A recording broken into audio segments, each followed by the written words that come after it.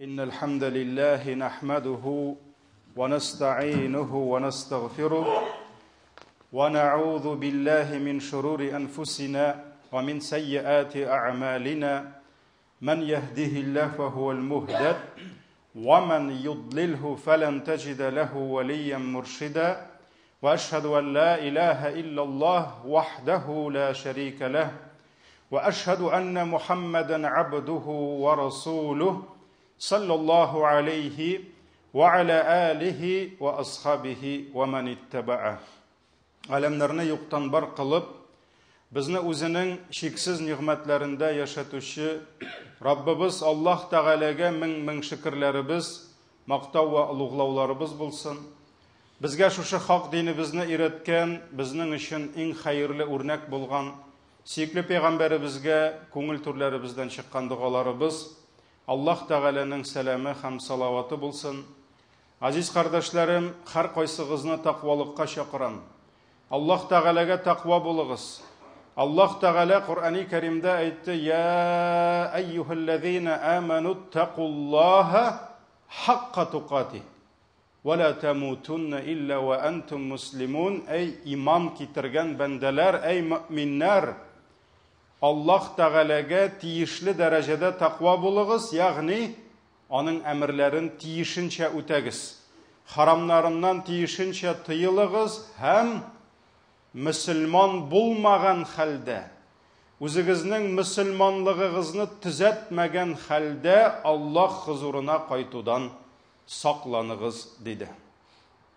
Şulay yok, Az-Zumara suresinin 53. ayetinde Allah Teala ayta: "Kul ya ibadiyellezine asrafu ala enfusihim."